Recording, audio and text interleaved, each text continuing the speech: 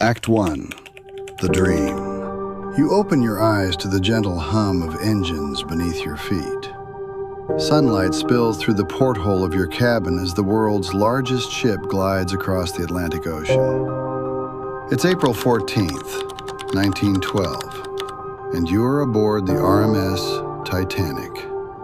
People call her unsinkable, the pride of modern engineering. A floating palace unlike anything the world has ever seen. As you step onto the deck, a cool ocean breeze brushes against your face. Passengers laugh, children play, and crew members move confidently through the corridors. The mood is hopeful, relaxed, almost magical. For many on board, this journey is the beginning of a new life in America. For others, it's simply another luxurious voyage across the ocean.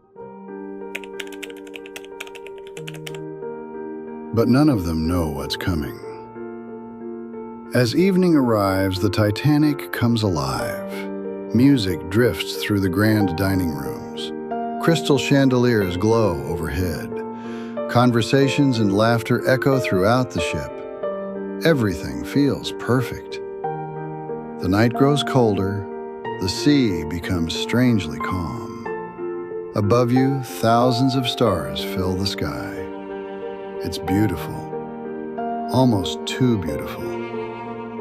Then, at 11:40 p.m., you feel a sudden shudder beneath your feet.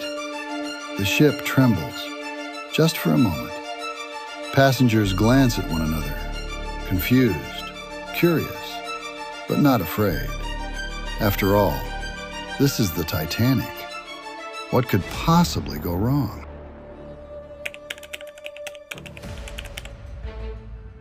Far below the deck, an iceberg has torn open the side of the ship. Seawater begins rushing into the forward compartments. Crew members quickly realize the truth, a truth almost impossible to believe. The Titanic is sinking. At first, few passengers take the warnings seriously. Some continue talking. Others return to their cabins. Many simply refuse to believe that a ship this magnificent could ever disappear beneath the sea.